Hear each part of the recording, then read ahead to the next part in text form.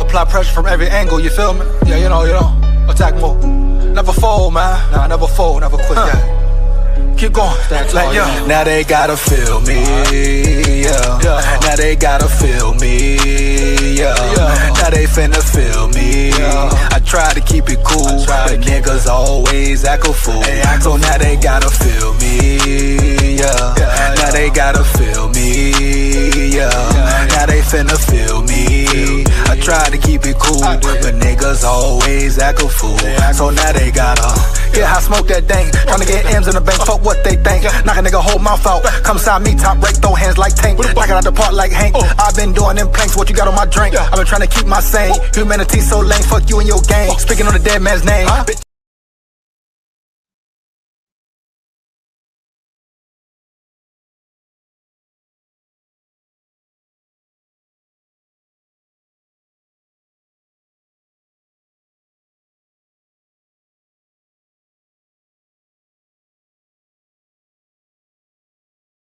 SKOL VIKES.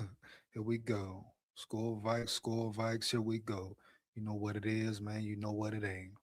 Down at the levee, we going fishing at the levee. SKOL VIKES. We go again, man. Another day, another live.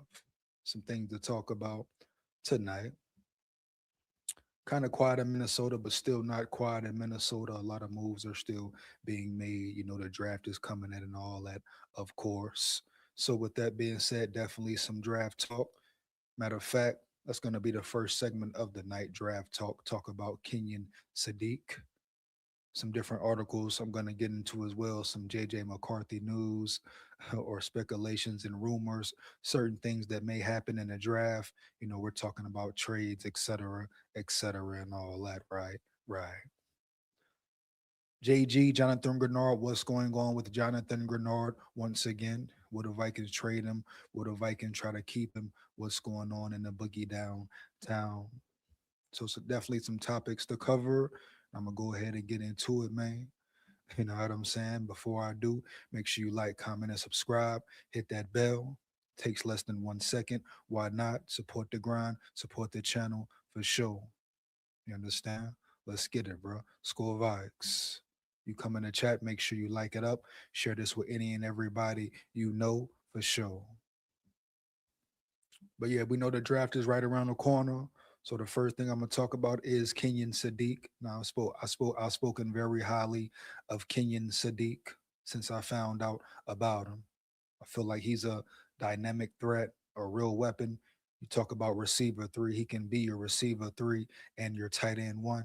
But his overall skill set, his overall athletic ability, the numbers he put up, the records he broke in the combine, and all that, I feel like you can't pass up Kenyon Sadiq unless you're drafting Caden Proctor. But anybody else, nah. But I've been talking about Kenyon Sadiq for a while, you know, early. I feel like Kenyon Sadiq is just different. He will be elite right away. The man ran damn near ran 4.3, high 4.3, 40 at the tight end position, jumping out the gym, jumping out the roof. You understand? Early. So it's like best player available, but not only best player available, the Vikings could use a tight end definitely. So yeah, bro, we're gonna dive into Kenyon Sadiq. Let me know how you feel about Kenyon Sadiq as well, Holmes. Would you want the Vikings to draft Sadiq?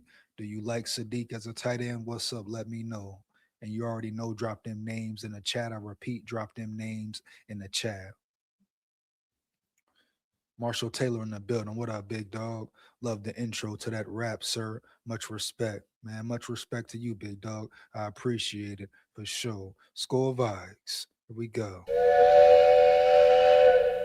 Here we go. Marshall Taylor in the building. Appreciate your homes early. Here we go. Dion Ford. You think Sexy Dex coming to us? Dion Ford in the building. Who is Sexy Dex, Dion? Who is Sexy Dex, Holmes? Who the hell is Sexy Dex? Dion Ford. Let me know, bro. Let me know right away. Here we go. Dell in the building. Dell in the building. What's up, EJ? Sadiq is DK Metcalf. Yeah, bro, he's a freak. He's an athletic specimen at the tight end position. Shout out Dell in the building. Here we go. School vibes. You understand? He definitely has the potential to be better than DK Metcalf as well. He can play receiver and tight end. He'll be a starting tight end right away. I stand on that 10 toes down. But I'm going to get into the article in a minute. Definitely. Here we go. Draft freak Sophia. Kevin Carter in the building. Sophia who? You understand? Who you said, Kevin Carter? Draft freak Sophia. First name, last name. Can I get that? Let's get it. Dexter Lawrence, huh? Draft freak Sadiq. Okay. Is requesting a trade. Damn, Dexter Lawrence requesting a trade? Damn. Should the Vikings fuck with that? Should the Vikings move on that? Depends on what you're doing with JG. You hear me? Early. I'm going to get into that JG news too. I'm going to get into that JG news as well. For sure. I repeat, for sure. Heavy. Here we go. Here we go. But Lawrence, Lawrence, I don't know about it, man. Lawrence or JG, man, I got to lean toward JG, but it's very close. Matter of fact, it might be a damn near tie because what he did for Seattle this year was damn near legendary, Holmes, for real. Here we go. Aiden Chris in the building. Aiden Chris in the building. Let's trade for Dexter Lawrence. He say, let's trade for Dexter Lawrence, man. Oh, man. I hope we get him. I hope we get him. Dexter Lawrence say, if you want to let JG go, boom. But you got to ask yourself, how much is Dexter Lawrence asking for? How much draft capital would the Seahawks want for him? Or would the Seahawks do a swap? Period. Would they do a real swap and all that? But Dexter Lawrence, I'll take Dexter Lawrence. It's real close. Would I take JG over him or him over JG? It's real damn close for sure. But Dexter Lawrence is a real animal, no cap. They'll say trade O'Neal and Hawk plus a third. That boy Dell say he giving it all the way, huh? Heavy. Having a game-changing defensive tackle is something Minnesota needs. Is that true, though? Is that facts? Is Dexter Lawrence really requesting a trade? Let's see here. Dexter Lawrence. Is he really requesting a trade, baby, and all that? Here we go. Oh, hold on. Are we talking about the New York Giants, Dexter Lawrence? Oh, man. Oh, are we talking about the big D tackle, Dexter Lawrence? All right, bad. Boom. Oh, shit. Man, definitely try to get him. Definitely try to get him. No cap. For real. For real, man. Definitely try to get him. I don't care if it's a miss or whatever.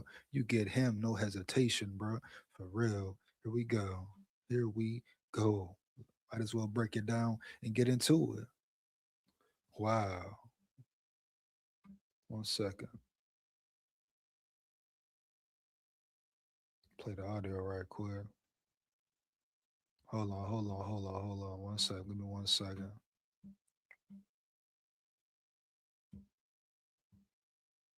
Would you do a trade with the Giants? Do a trade? That's the big question right there. Would they do a swap? You understand?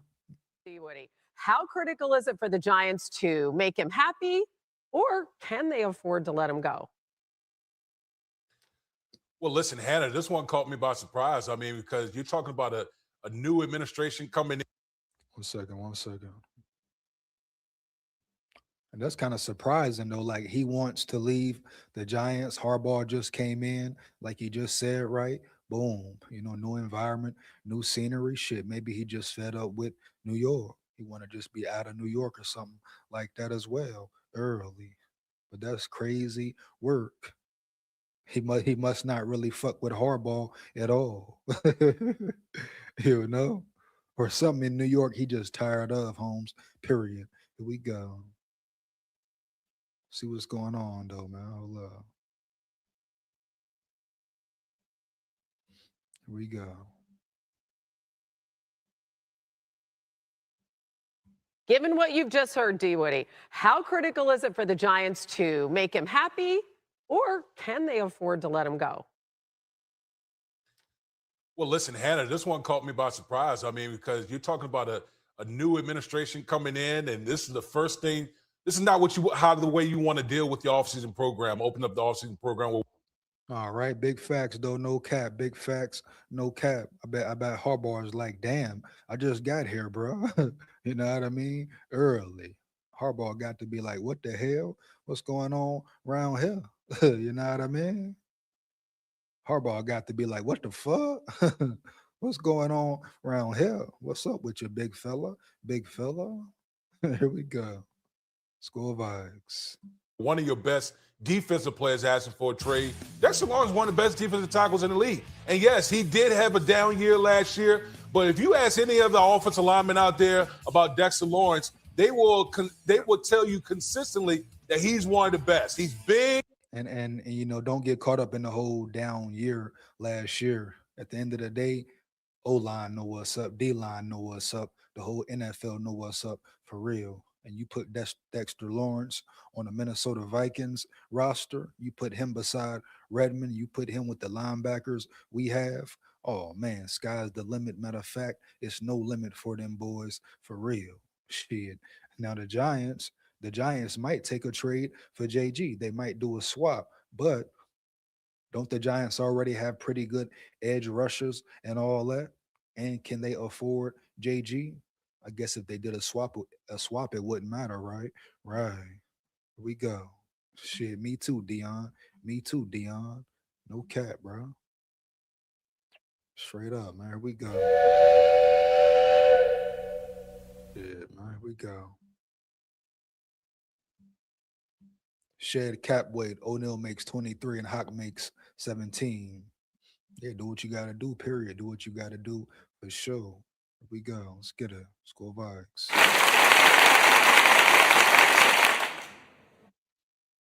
Back to it. But yeah, they know Dexter Lawrence is still a problem. A down year or not, come on, bro. You put Dexter Lawrence in a Brian Flores scheme? Are you crazy? Are you kidding me? Watch him work. I repeat, watch him motherfucking work. SKOL VIKES. Come on, big dog. Come on, round yonder to Minnesota. True. And he's a pass rusher inside. That's what makes him unique. For his size, he's able to rush the passes. So hopefully the Giants can get this thing figured out. Otherwise, man, that's going to be a real thorn in that side this offseason.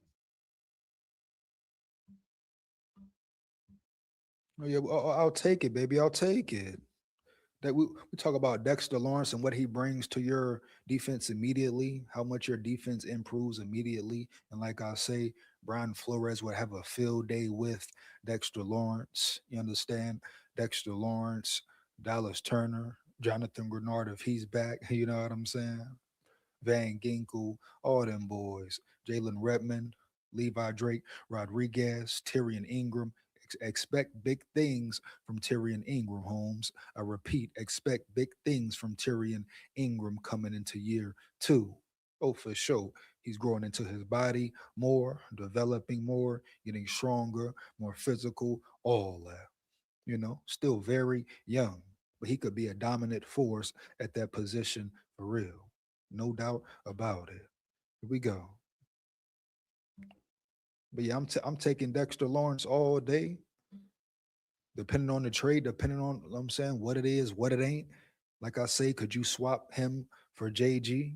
You got you a real certified, solidified nose tackle at the end of the day. Very interesting, man. Very interesting for real. But here we go. Now we're gonna dive into Kenyon Sadiq. Give me 1 second. You know, some say Kenyon Sadiq could be a history changer, once in a lifetime player, once every 10-year player, and all that. And guess what? I really believe it. I believe it myself. You know, I believe it my damn self. Let me know in the chat, bro. How you feel about Sadiq? How do you feel about Kenyon Sadiq? If the Vikings drafted Kenyon Sadiq at number 18, how would you feel? Would you like it? Would you love it? Or would you hate it? Let's get it. You know, but people think Kenyon Sadiq is once in a lifetime player. You know, real elite per elite talent. Give me 1 second. Mhm. Yes,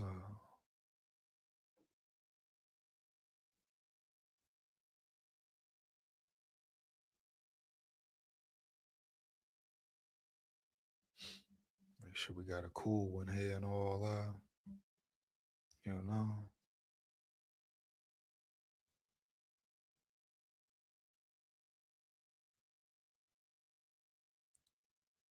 See what's up here.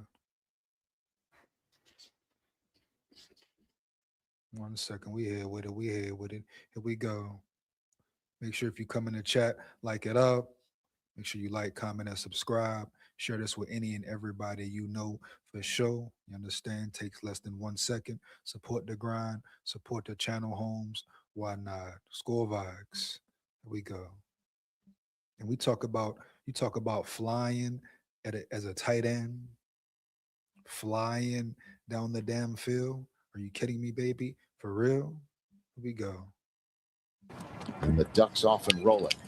He's flying. Kenyon Sadiq, 4-4 flat. 4-4 flat.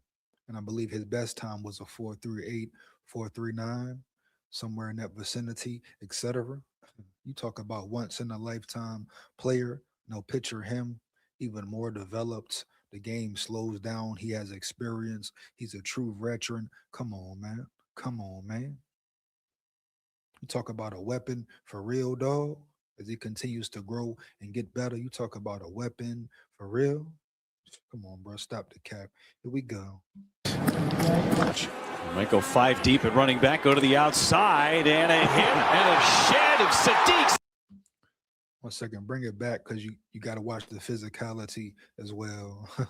I know we know about soft ass hot, but we want physical tight ends, and he can be a physical tight end. A lot of people may think he just finesse, or he's finesse. He wants to play pretty, all this, all that. Nah, man, he can get dirty and gritty too. He can get down to the nitty gritty as well, Holmes. Heavy, so damn huh? Here we go. Don't mistake his speed and be like, oh, he's strictly a receiving tight end. Oh, hell no. That boy ain't scared to get down and dirty. And he'll block too. He can improve his blocking skills, of course. I mean, shit, hell. TJ Hawkinson can improve his blocking skills, no cap. Here we go, man. SKOL VIKES. Pay attention, heavy. Might go 5 deep at running back. Go to the outside and a hit and a shed of Sadiq. Sadiq, touchdown. That's a big boy score for the Ducks. He said, get off me. Get the fuck off me, dog. What up? Here we go. Took the Ducks till November to have a touchdown. And a play fake and more throws to the end zone. Kenyon Sadiq, touchdown, Oregon. Kenyon Sadiq may be a tight end where he lines up. Feeling the pressure, rolls out, eyes downfield, fires, wide open. It's caught by Sadiq. Pressure There's from the Dennis big Sutton. Doesn't give up on the play. Kind of dangerous throwing before. It's play action. It's Dante Moore. He'll lob it this side. Great fucking catch, bro. Run it back. Great catch. Are you kidding me, baby? For real? Here we go. Here we go, man. Come on now. Stop it, bro. Stop it. And you know what?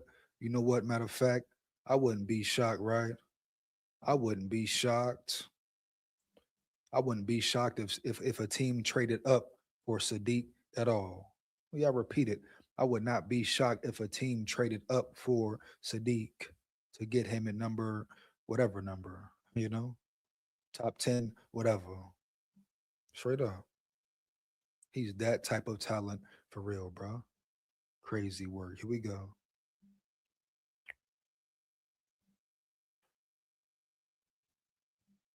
Throwing before. Under center. Let's play action. It's Dante Moore. He'll lob it this side. Undone by Sadiq, and he's just short. Kenyon Sadiq, look at him. Woo!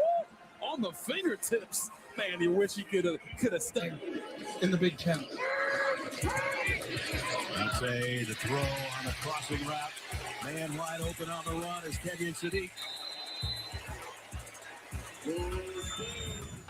Back to Dante Moore, to the end zone. Sadiq, he caught it again. Another spectacular catch. Left. Is a screen pass going that way to Kenyon Sadiq with a hurdle. Knocked out of bounds by Urlacher. More. He just hurdled my boy. Hold up.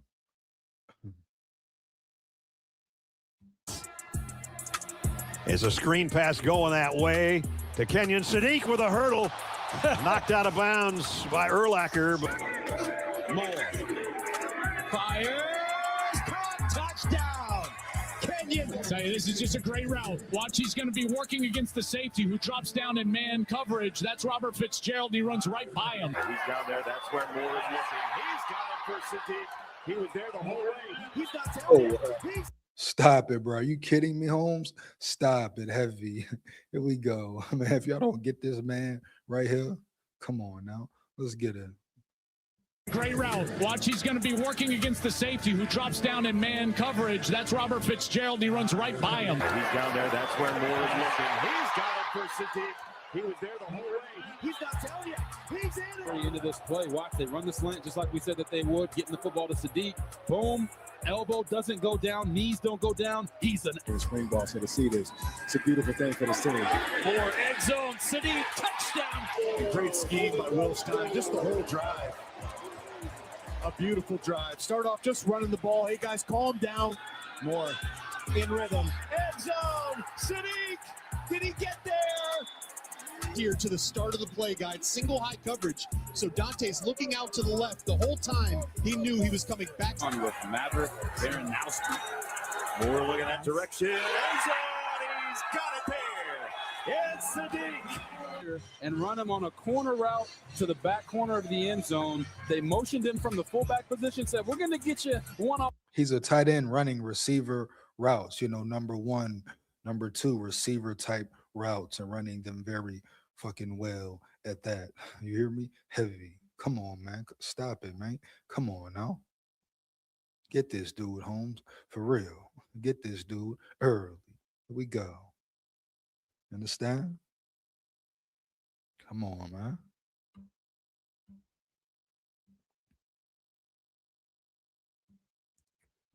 Kevin Carter says bring in Hopkins, wide receiver 3.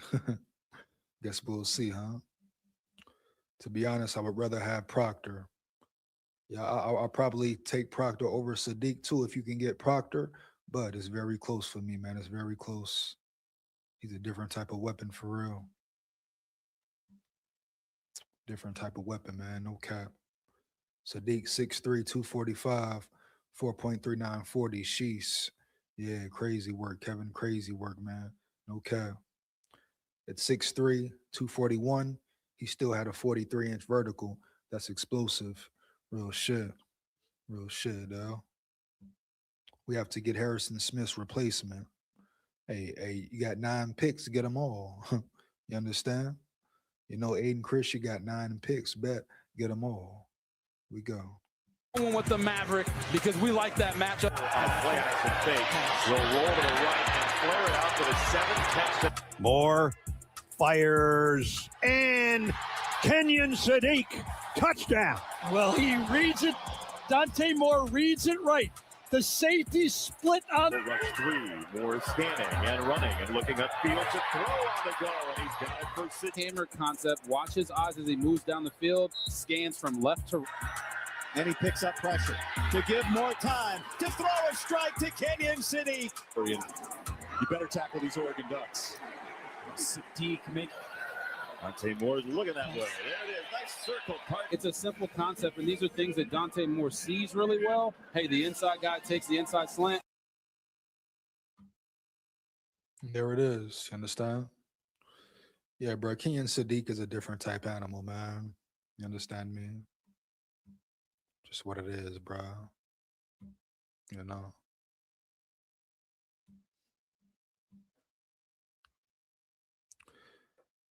A, the draft is super deep at safety. Bud Clark, Emmanuel McNeil Warren, VJ Payne, Kamari Ramsey, Genesis Smith, Dylan Thieneman, and Zaki Wheatley, all besides your white boy. Here we go. Yeah, deep draft, man. Deep draft for safeties, definitely cornerbacks, all that. You can find talent damn near every round. 4 or 5, definitely talent is there. Sneaky talent as well. Here we go. Take the generational talent over need 8 days a week. Yeah, bro. That boy Sadiq is definitely a generational talent. I think Caden Proctor is a generational talent as well, for sure. But we're going to see. We're going to see. I'm going to dive into this article, man, right quick. Some people feel like that's the direction the Vikings will go in as well, So we're gonna see. We're gonna see, bro. Here we go. 1 second.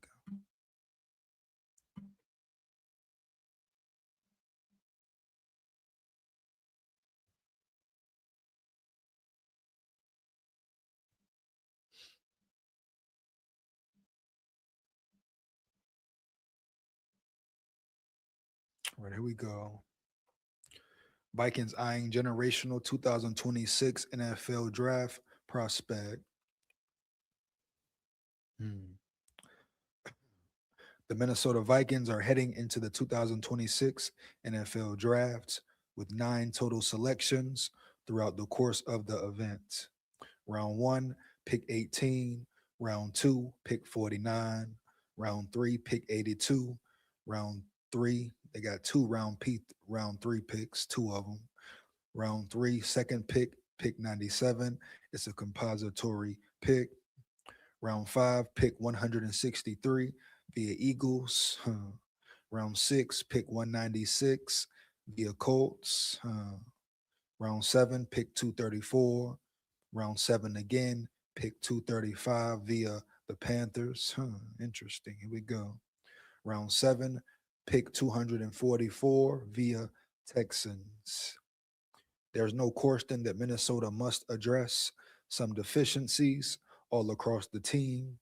Defensive interior line, center, and secondary appear to be the most pressing needs.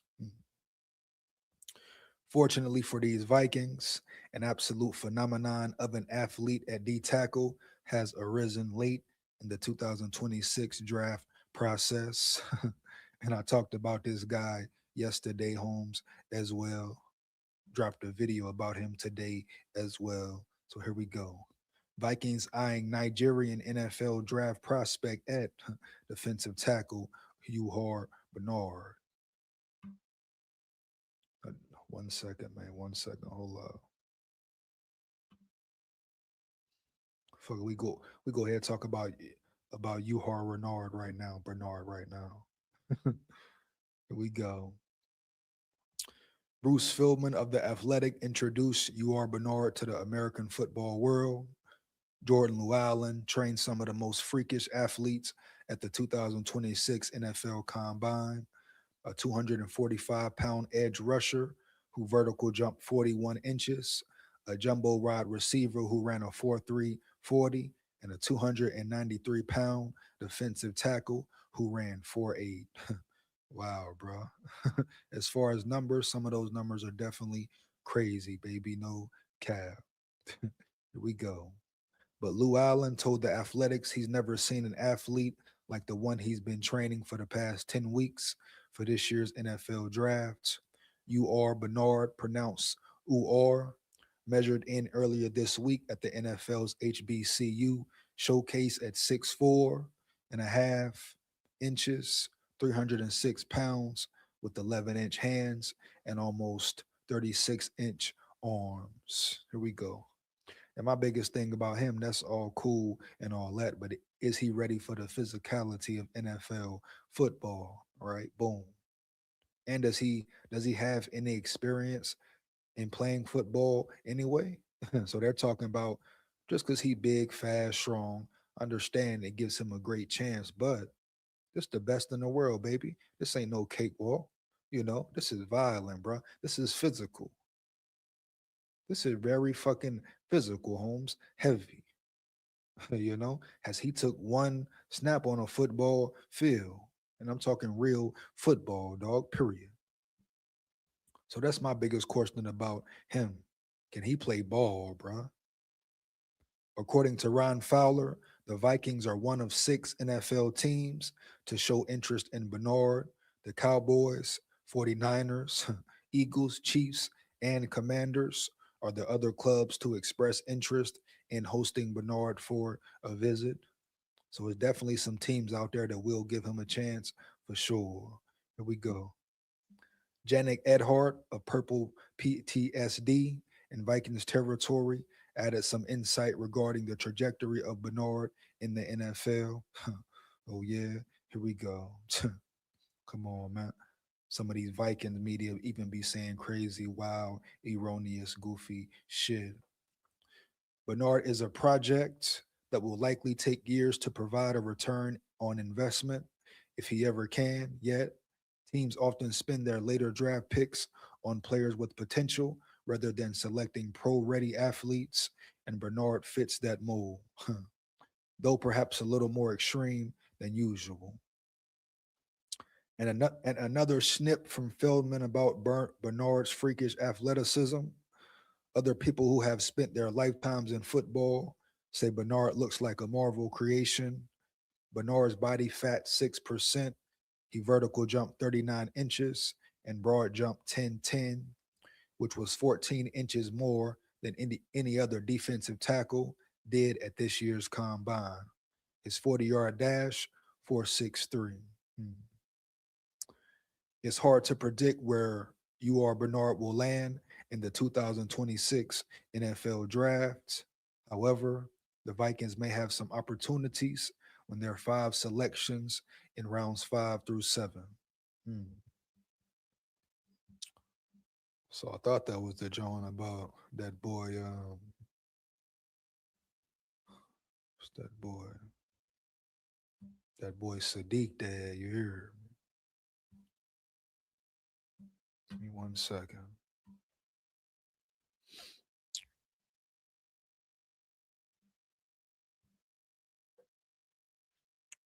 Running back Mike Washington out of Arkansas, 6'2", 223, 4.3340. Wow. In third round to complete or running back room with big speed, demons heavy. Hey, bro, shit. 6'2", 223, running a 4.3340. That's crazy word. Shout out Kevin Carter in the building. I'm going to check him out for sure. Matter of fact, I got to get into him a little later for sure. No cap. Oh, yeah. Here we go. So he's dope, Kevin. And the Vikings definitely could draft a running back late in the draft for sure. Too bad we burned a fourth with trading for Adam, as well as Jones getting hurt. That would have been another fourth, giving us 2 fourths. Fucking Adam Thielen. Come on, dog. Stop it, bro. Everybody was all excited about Thielen. For what? For what, man? Come on now. He's a sleeper name. Defensive tackle David Gusta, 6'2", 308, 4.8840 with the 37-inch vertical. 37-inch vertical at 308. He's out of Kentucky. Damn, that's crazy work too. David Gusta, man. Bad. Let's get it. Let's get it, bro. Let's get it. Shit, 6'2", 308, man. Running a 4.8. Not bad. Not bad at all. 1 second. 1 second. Hold on.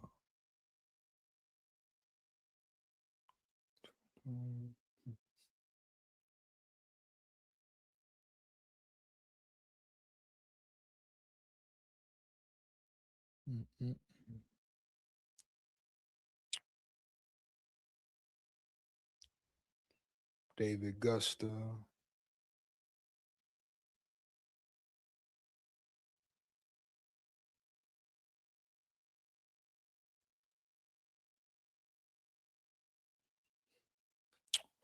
Augusta Bear. Who else? Who's got here? Kevin say who?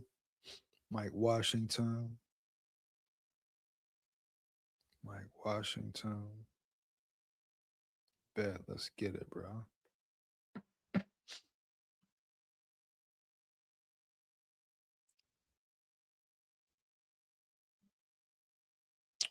Oops, 32-inch vertical, 37 bench. Damn, he's strong as hell. Bench press 37. Strong dude, big boy, for real. Big ox, no cap. You know?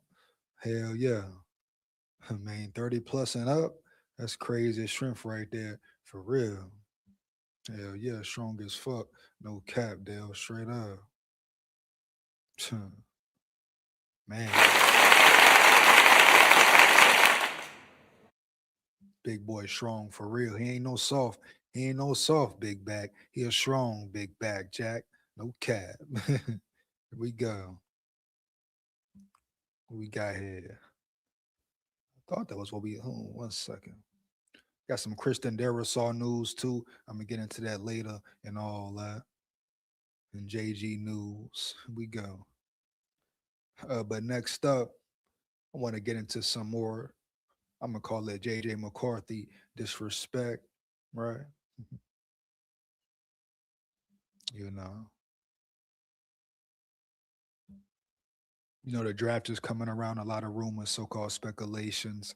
We've been hearing talks of a McCarthy trade anyway. You understand? But it could be just talking, all talk. Could happen potentially. Who knows? But for some reason, analysts, so-called experts believe the Vikings may look at trading McCarthy for real. Let's just break it down in a boogie downtown. Here we go. Minnesota Vikings part ways with J.J. McCarthy and Jonathan Grenard in separate trade offers from ESPN analysts with one theme. So they're assuming when the draft comes around and this and that it's going to be a big trade, a colossal trade happen. It could. Do I think it will? No. I really feel like if JG makes it all the way to draft day and the JJ McCarthy makes it all the way to draft day home, there's not going to be no damn trade at the draft. Heavy. No, I understand it for sure could be, but at the end of the day, no way. Yeah, I repeat, at the end of the day, no damn way. And how things are heating up, Kevin O'Connell speaking about what he said allegedly to McCarthy. McCarthy understands the QB room was going to be elevated. It was going to be a true competition. But then you're talking about the same man who said he could see Murray as the future of this team, period. Total disrespect to McCarthy. Did he say it to push McCarthy even more, to add fuel to his fire? Or was it flat out downright disrespectful, period? If it was, are you shocked? Once again, J.J. McCarthy has got the worst treatment out of any quarterback Kevin O'Connell has ever managed, period. And you telling me he shouldn't feel away, he shouldn't feel mad? So do I think it will be a trade on draft day? No, but could it be? Hell yeah. Would I be shocked? Hell no, you hear me? Early. Here we go. Going into the NFL draft, there will be a lot of speculation about a potential trade with the Minnesota Vikings. ESPN's Bill Barnwell proposed multiple trades with Jonathan Grenard and J.J. McCarthy included. Here we go. The NFL draft is going to be a fascinating one for the Minnesota Vikings. They have been sent 27 players across 386 mock drafts, with the majority of them coming at 18th overall. Wow. It will behoove the Vikings to trade down to gather more draft capital since they need inexpensive contracts to fill out the roster. The biggest reason why Kwesi Adolfo-Mensah got fired was a lack of success in the NFL drafts. Of course, here we go. Mainly due to limited day 2 selections. ESPN's Bill Barnwell proposes wild trade offers. Two players the Vikings could realistically trade are quarterback J.J. McCarthy and edge rusher Jonathan Grenard. Despite the announcement of the quarterback competition with Kyler Murray, McCarthy's future could be seriously in doubt. Wow. The same goes for Grenard, but instead of competing for a starting job, he wants a raise. But he's not getting a crazy raise, no cap.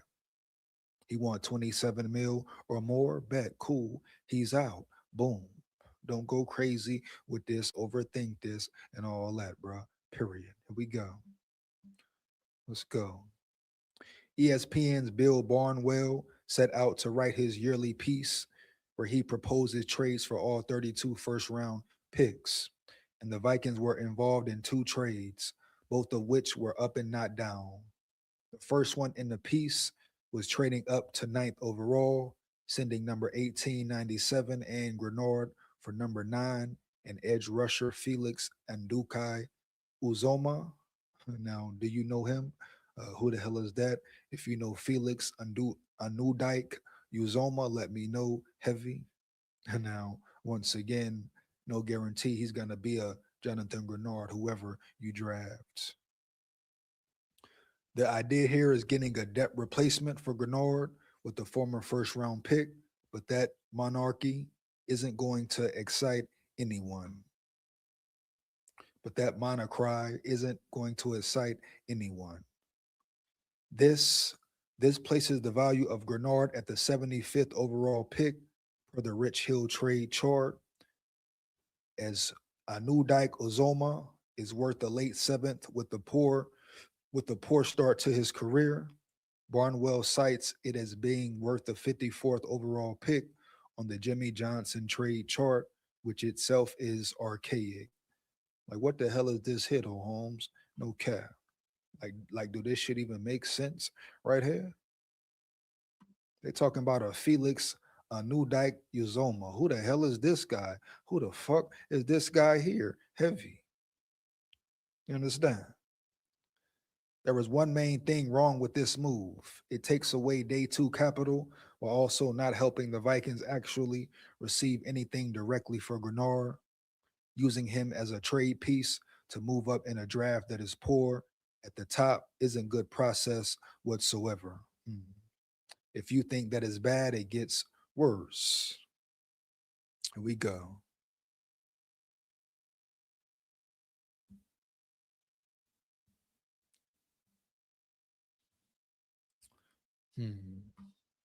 J.J. McCarthy trade offer is void of any value. Barnwell didn't stop there, as he proposed the Vikings sending number 18, 97, and McCarthy to the Rams for number 13. That puts the value of McCarthy at an abysmal 138th overall.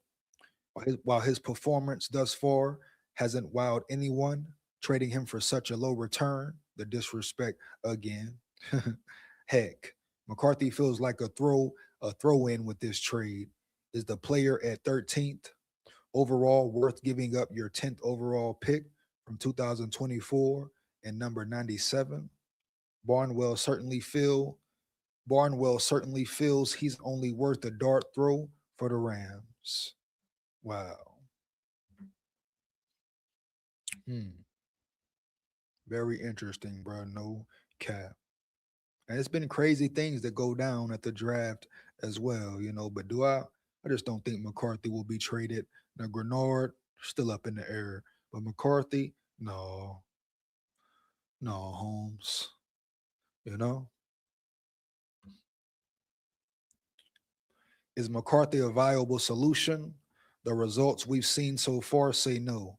But great coaches also have a habit of revitalizing quarterbacks who didn't look like NFL caliber starters. Big facts, no cap. Here we go. Sean McVay turned around Baker Mayfield's career after he had been uncriminally dumped by the Browns and Panthers. Kyle Shanahan turned Sam Darnold in the right direction and appears to have righted the path for Mac Jones. Andy Reid helped save Nick Foles' career before the backup won a Super Bowl with the Eagles. Here we go. Of course, McCarthy was already under one of those highly touted coaches in Kevin O'Connell. Really? That's still yet to be proven. You know what it is. Yeah, he still hasn't proved that yet, baby.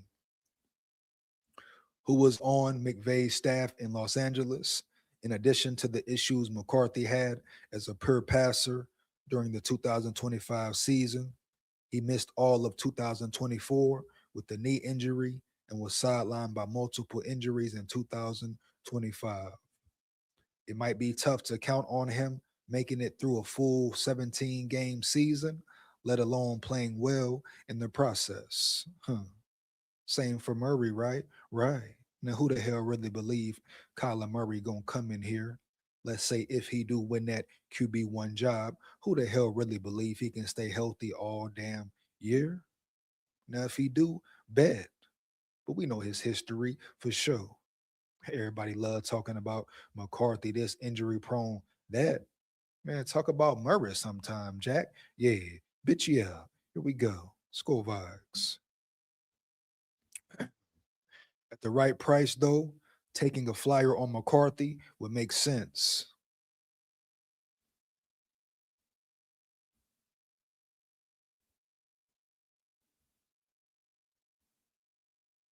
The Vikings are unlikely to move forward with the 2024 ninth overall pick as their quarterback of the future, having signed Kyler Murray to take over as their starter in 2026 before deciding on McCarthy's fifth-year option after the season.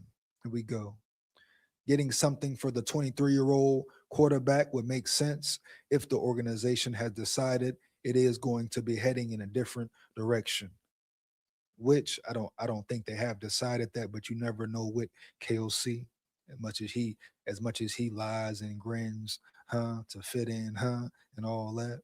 But yeah, you never know if this dude telling the truth or what. Very glib speaker, baby. Glib speaker, yay. Here we go. This move up would get the Vikes ahead of the Bucks and Jets if they want to look towards secondary help in round one. Here we go. The big issue here with Barnwell's logic is simple. Talented players are being treated as throw-ins, with the idea that the Vikings need to trade up for secondary and a very good class for both cornerback and safety. And technically, they don't have to trade up at all. This is a very deep draft for cornerback and safety as well. So they can take their time and stand pat, period. We go. That's not exactly good process, nor one they have shown a propensity to do. Make no mistake about it, these moves are not something the Vikings should consider doing. No shit, Sherlock. Heavy. But once again, just the dumb shit. People just saying McCarthy's name for any given reason.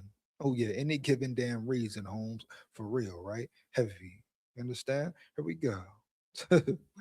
Man. The disrespect is crazy, Holmes. For real. Oh yeah. Jakas in the building. Jakas in the building. What up, big dog? He says SKOL, and I dig it, bro. I dig it, Holmes. Here we go. SKOL VIKES. Oh yeah. Here we go, baby. You know, now I was talking about Kenyon Sadiq earlier. You understand? I'll probably drop the link after this article. You want to come up here, rock and roll with me, lock in with me for about 15 minutes. You understand? Come lock in with me, say how you feel, just make sure it's real. But I really want to dive more into Kenyon Sadiq. You know? Give me 1 second.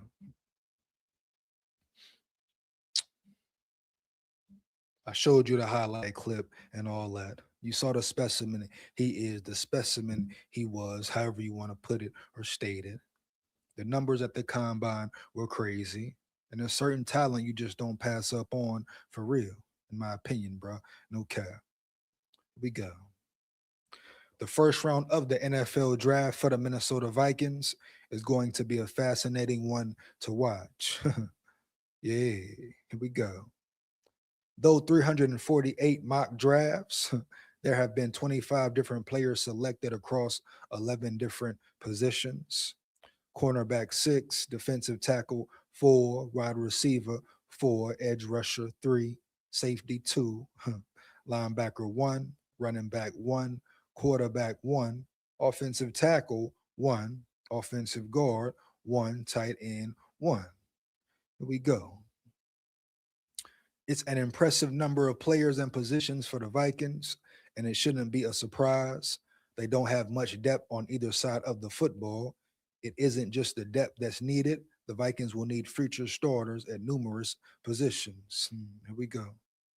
One of those is tight end, for sure, for sure. Yeah. As TJ Hawkinson is a free agent after the season, get his ass up out of there, round yonder, heavy. While a first round pick is a substantial amount to spend on that position, considering where it is, there is a player worth it. Oregon Ducks tight end Kenyon Sadiq. Yeah. Kenyon Sadiq is a fascinating prospect. The tight end position is becoming more and more of a priority for teams.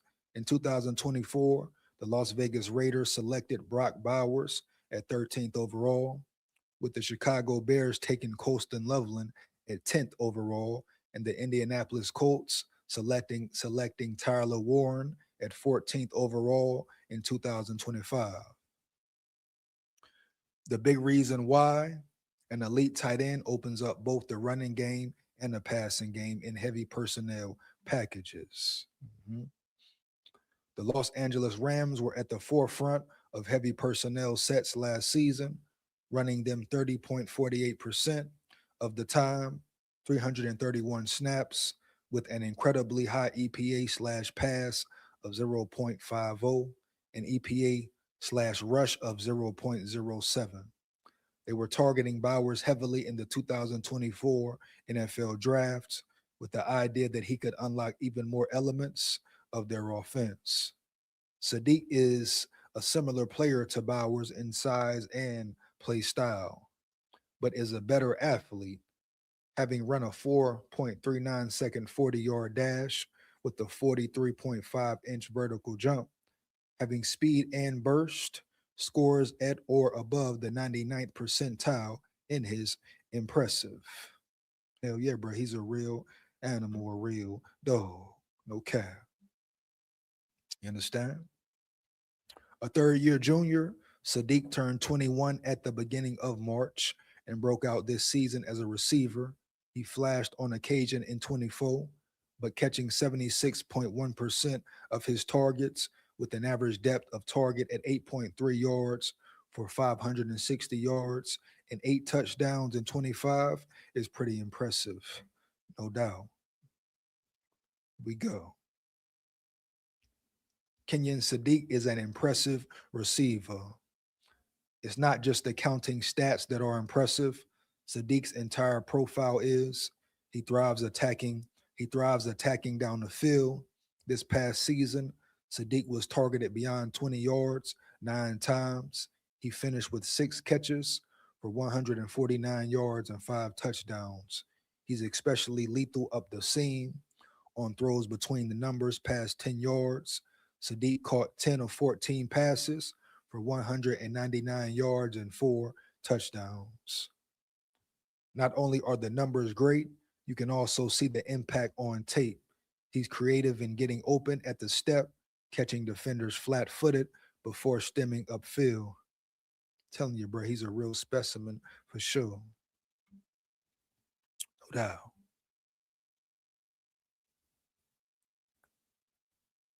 One second.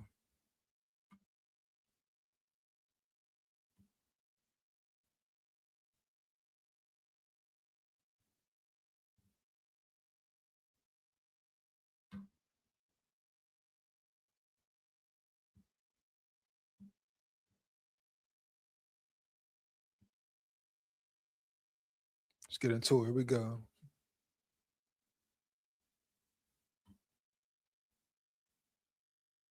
Boom.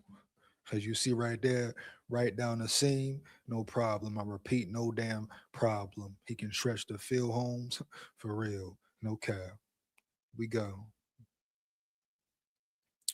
Sadiq isn't a twitched up athlete like other players. His speed and explosiveness profile. Hold up. Sadiq isn't a twitched up athlete like other players with his speed and explosiveness profile, but he already displays nuance with his route running. That's impressive for a 21-year-old. Oregon didn't just use him as a vertical threat. He was implemented on screens and as a blocker in multiple situations. It allowed the Ducks to attack defenses with him in unique ways.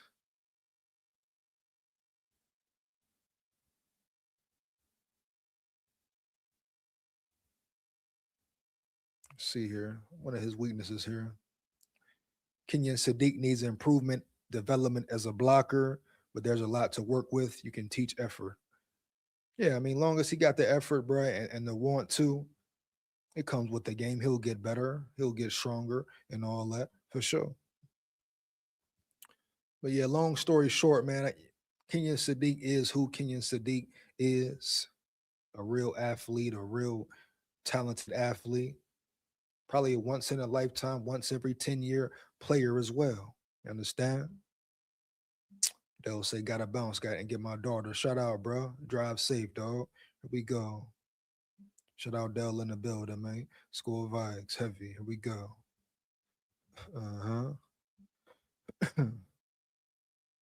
You know? But yeah, bro, that's pretty much it for Kenyon Sadiq. I like Kenyon Sadiq a lot.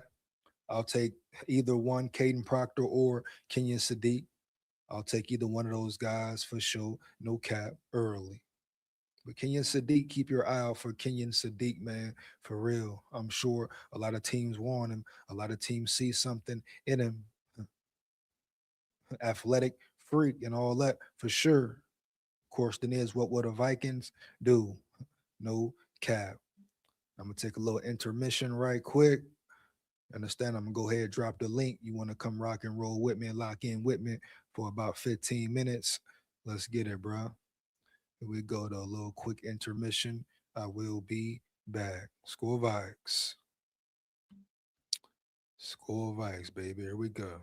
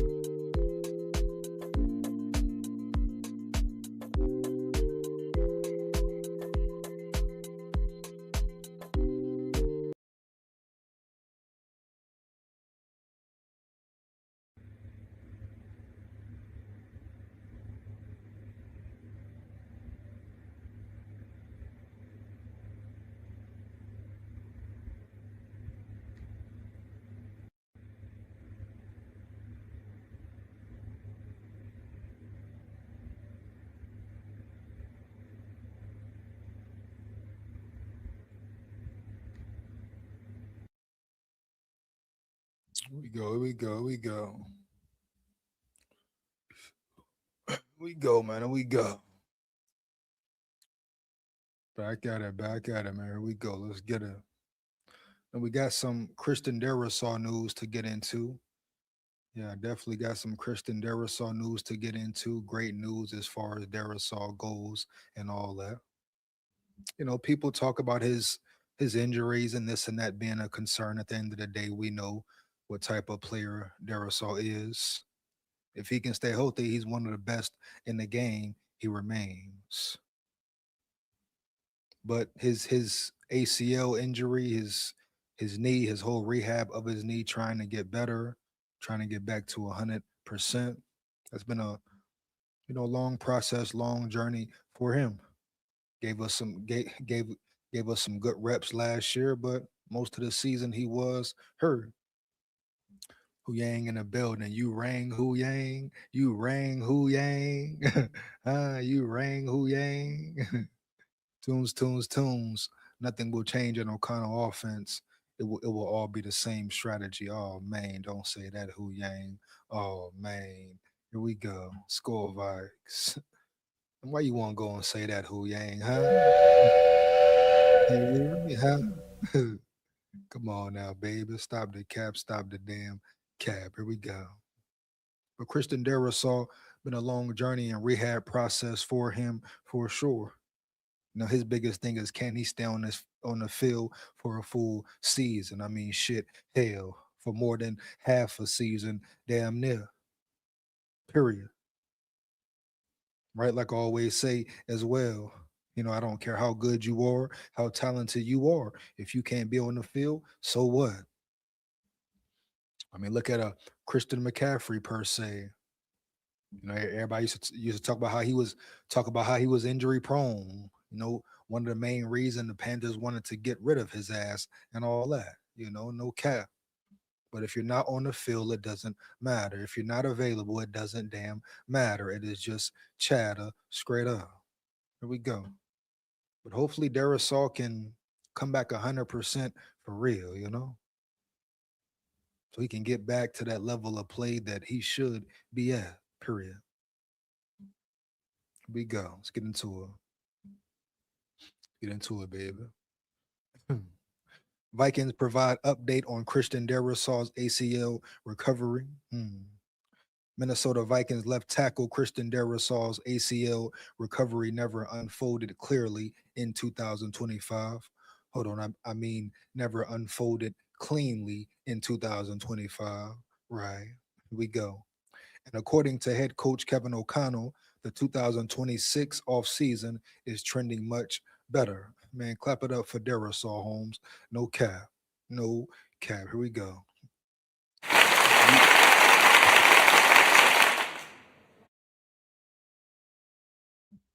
Derisaw, you just want to see him healthy pretty much. You already know what it is and what it ain't with him, man. No cap.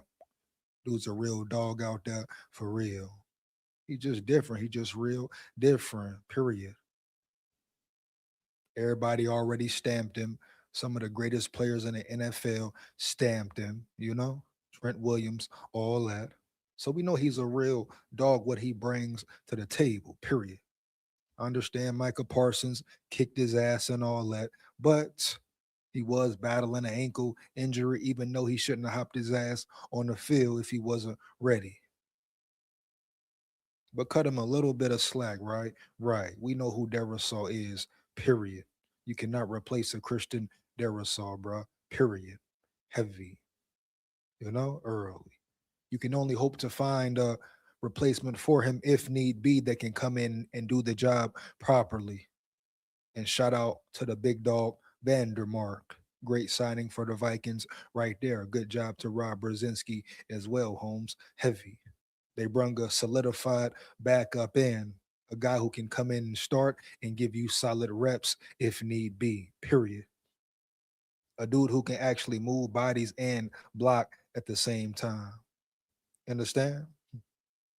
Somebody who's not soft, not a Brandon or School, whatever School's first name was or is. Your depth chart means something now, can hold its own now. That's what it's about, bro. That's how Super Bowl teams are built. Straight up, no cap. SKOL VIKES. We go. O'Connell sounded upbeat, and Minnesota still has reason to plan carefully in late April. All eyes have turned to Darisaul's recovery because he encountered another road bump. It would signal a grim outcome for the long haul. Let me run it back one more again.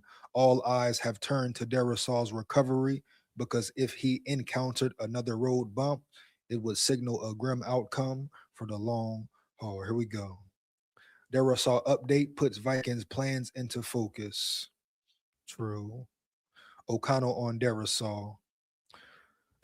O'Connell was asked about Darisaul's ACL at the NFL's league meetings last week, and he replied, I do believe we're at that point now. He's having a really good off season, and what that looks like, what his daily practice schedule and daily plan looks like. We're going to do what we think is best to get Christian ready to play 17 games and feel at his absolute best to do so. Here we go.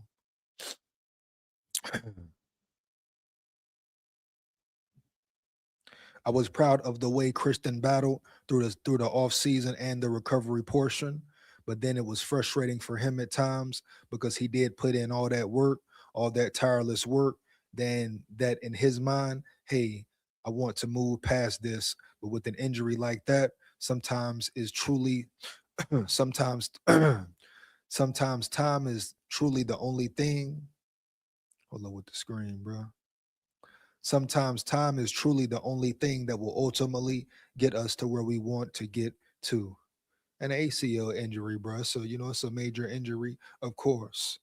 Everybody recovers differently, goes through therapy differently, and all that, for real. I mean, look at Adrian Peterson.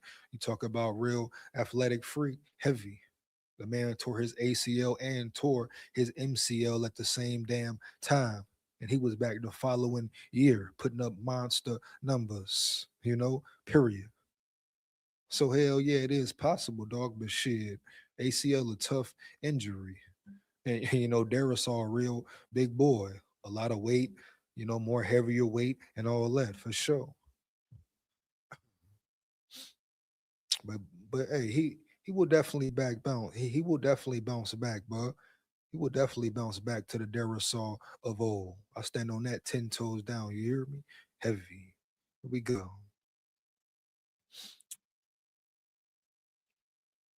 The Vikings signed a backup offensive tackle last month from the Buffalo Bills, Ryan Vandermark. Shout out Ryan Vandermark. Great signings for the Vikings. Here we go.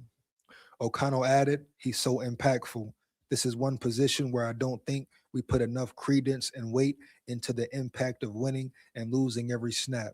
Every down in the NFL, all that left tackle. Hold on, damn screen moving, dog. Hold up. Every down in the NFL at that left tackle position. Whole left tackle, a very important position. Heavy, no cap. Oh, yeah. Our Janik Eckhart noted on Vandermark, the newcomer last week, in case of continued health struggles, the Vikings signed backup Ryan Vandermark from the Buffalo Bills. Last year, SKOL signed a 1-year, $2 million deal, and Vandermark was acquired for 1 season and $4.27 million, given the contract value. Vandermark should be expected to be an upgrade. True. Definitely true, Holmes. Heavy. Here we go. The Vikings realized that they can't afford to save money at that position, which makes sense given O'Connell's comments about the left tackle's importance. It remains to be seen if Darisaul is fully back or if we're in store for another 2025. We'll monitor his reps throughout the spring and summer. The 2025 outcome. Darisaul lasted 10 games in 2025 after tearing his ACL in late October of 24. During the build-up to last season, there wasn't too much prominent paranoia that his recovery would bend poorly, but when the regular season arrived, the Vikings seemed to have Darisaul on a willy-nilly pitch count. Sometimes he would play in some games. The club would pull him in the fourth quarter with the game on the line. Yeah, I mean, you knew you knew right there something was wrong for sure. Early. You know what I'm saying? Heavy, man. They start him a game, don't start him the next game. So you know he wasn't 100%. But if they was going to shut him down, fuck it, shut him all the way down for real. You know what I'm saying? Don't let him succumb to a more serious injury again. Fuck it, let him rest. Bet, let's get it. See, if you would have had a Vandermark last year rather than a School, you would have been better off. You know? Minnesota shut him down along with others like Jonathan Grenard when playoff contention died, and all told, Darisaw missed 41% of games. He's the NFL's fourth highest paid left tackle, so missing any time or battling a mysterious ACL recovery is noteworthy. Big facts, no cap. Let's talk about the money. Speaking of money, the Vikings extended Darisaw in June of 24, agreeing to a deal worth $113 million over 4 seasons. Well, damn. Including $77 million guaranteed. They locked in the contract. This damn screen keep damn moving. Here we go. They locked in the contract about 1 year early, capitalizing on a smaller market because the NFL salary cap resets annually, and the new biggest earner is usually the highest paid X position in NFL history. It's also worth noting that Darisaw's huge annual cap numbers haven't kicked in yet. $27.9 million in 27, $34.1 million in 28, and $31.5 million in 2029. Well, damn. His deal, like many of its kind, featured an affordable cap number at the beginning of the extension.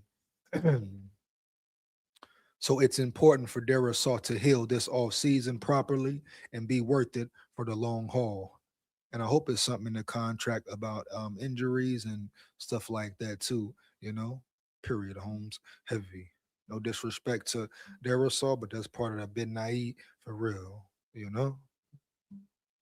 Draft clues. Thankfully, the Vikings have an NFL draft in about 2 weeks, and that would be the place for Darisaw themed clues if applicable. Minnesota has 9 picks this go round, with 4 in the top 100. No one expects interim general manager Rob Brzezinski to draft an offensive tackle early. Shit, why not? The Vikings have Darisaw and Brian O'Neill, after all. But if he selected a tackle in the top 100, it would spell more anxiety about Darisaw's long-term prognosis. Or it would say, hey, we need a young player in here. We need to replace Brian O'Neill pretty soon, period. And we need a younger tackle in general. And if Caden Proctor is available, shit, bring him in. Why the hell would you pass up on a once-in-a-lifetime player like him? Roll Tide full of pride. Roll damn Tide, for real. Or a Kenyon Sadiq. We're talking about the trenches right now. Bring in another left tackle who can be a foundation for your team. Trenches are where the games are won anyway. So who the hell cares if you draft a great left tackle at 18? Motherfuckers would love it, fall in love with it early. SKOL VIKES. Here we go. You hear me? Heavy, man. Come on.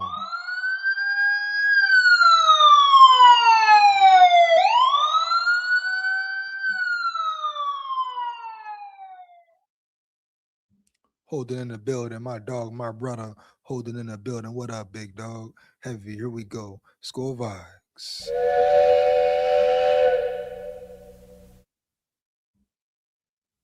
There was a guy named Devon Marshall, cornerback from NC State. Oh, hold on, guy.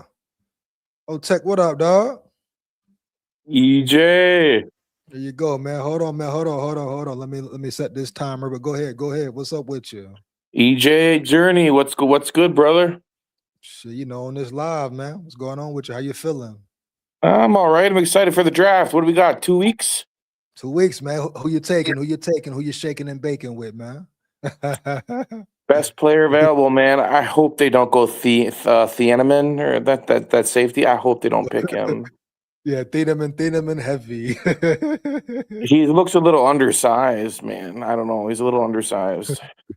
Dre in the building. What up? Hey, yeah, hey, Oh, yeah, look, it's Dre. Hey. When are you gonna apologize to me, Dre? Oh man, coming in hot, ain't it? Man, I can't talk like that over the broadcast, man. Oh man. Yeah, you know. Dre, what's up with you? Every time I see you, you're tired. You look like you're going into a coma. Yeah. Oh, you know, I'll be working. I'll be working 2 jobs. I'll be working 7 days a week. So, Oh, dang, man. He's on that grind. Dog, getting that work in, huh? Yeah, so, you know, EJ, you think there's still a chance? You think there's still a chance they trade Grenard on draft night, or you think he's pretty much locked in? I don't think they will, but it definitely could happen though. Like if it happened, like it's going down, I wouldn't be surprised, you know. What about that receiver? There's a receiver. He kind of has got long strides. Like they were talking about him today. Tyson. Tyson who? From where? What was his name? Hold on, let me get it. Was it like Arizona State or something? A word? Yeah, people were talking about him, saying he could be like a Justin Jefferson type of receiver. Shit, I don't know about that. You gotta be talking about him. I know we need to talk about Tennessee. Look, he might be from Tennessee. Huh? What's his name? Hold on, let me look him up. Hold on. Yeah, cause shit, we need a 3. Shit. Yeah, I'll look him up. He got that lanky body like Justin Jefferson too. Oh yeah. You know that receiver we had, Tassel? Jordan Tyson. EJ. Yeah. Look up Jordan Tyson out of I think it's Arizona State. Jordan Tyson. Yeah, Jordan Tyson out of ASU. No. That's a no-go. Jordan Tyson, ASU. What they say he looked. They said he's got long strides, like a lot of receivers take 5 strides to get to like a 7-yard out, but Jefferson has got like long strides, so that's what makes him so good. They said this guy is kind of like Jefferson in the way he runs his routes. Oh, for real? Yeah, I'll leave it up to you. You know a lot bit more about receivers, but you should check out his highlights, see if you think he looks good or not. I definitely will. Let me see the draft profile right quick. Hold on. Arizona State, Texas, 6'2", 203. Oh shit, they got him. They say will become a good starter within 2 years. Shit. Mm-hmm. Maybe check out his highlights or something. I don't know, but he could be a steal, maybe. Yeah. Definitely. I ain't buying it. That's too much work. I ain't buying it. That's too much work. They need a third, though. You got to admit, though, EJ, they need a third. Oh yeah, we need a 3. Hell yeah. And whether that's Kenyon Sadiq, because Kenyon Sadiq may be off the board at that point, is what I'm saying. I hope not, bro. Let's I get don't about competition. You know that what you got, Dre? Week to week competition level, like Dre, you breaking up, dog. You breaking up. Oh, I said, hold on. SKOL State of Mind and building. He say, Big SKOL, what up, dog? SKOL VIKES. Here we go. Heavy. Can you hear me? Yeah, go ahead. Yeah, we hear you. The competition level in the conference he was playing in at Arizona State, it ain't up to par to me on a week to week level to be drafting him that early.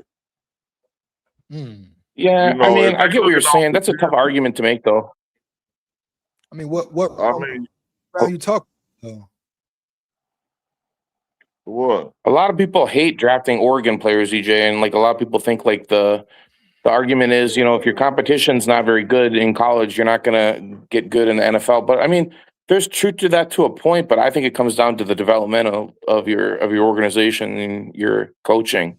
Bro, I don't give a damn me from Oregon, Arkansas, Bama, Georgia, wherever. You can tell certain players got it, bro. Kenyon Sadiq got it. You know what I'm saying? And his upside is so crazy, just what he brings to the table, Holmes, already. But he get in the NFL system and get catered to and all that. Hey, he'll be a great dog, for real. They said he had some drops, and they said he had some drops in 2024 or 2025. EJ, who that? They said Kenyon Sadiq had a lot of drops last year, though. Did you watch any of his games? I didn't watch no Oregon games, home. Only game I watched was the Oregon Indiana. Shit. No, yeah. It was a blowout massacre, all that. I don't think he showed up against Penn State. I don't think he showed up against Penn State. No, I know them highlights, though. I know Hey, man. No. I'm going I'd be interested in all of what you think of that receiver, EJ. If Kenyon Sadiq's off the board, what you say? Oh, SKOL State of Mind. What's up, D Woods? D Woods in the house. Shout out D Woods, man. What's up? Irv Smith, shit, better than Irv Smith, though. Shit. Who? Kenyon Sadiq reminds you of Irv Smith or the Jordan Tyson? I think Kenyon Sadiq, they said, could be like a Vernon Davis type. You know what I mean? Yeah, Vernon Davis was sick, though.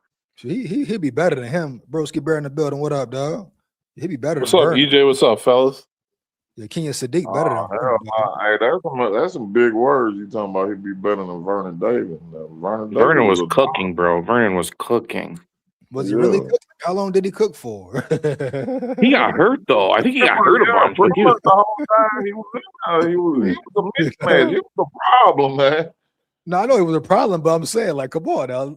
Let's not act like he's a Hall of Famer now. No, he's not. He's not. Nah, he got, but I think injuries kind of held him back from being that.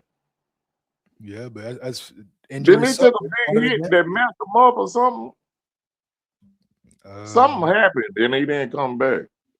Oh yeah. I think he tore his knee, maybe. Yeah, and he didn't come back. So who's saying Oregon doesn't play a good schedule? Not me. There are other streamers who say they always like bitch about people drafting Oregon players like they never work out.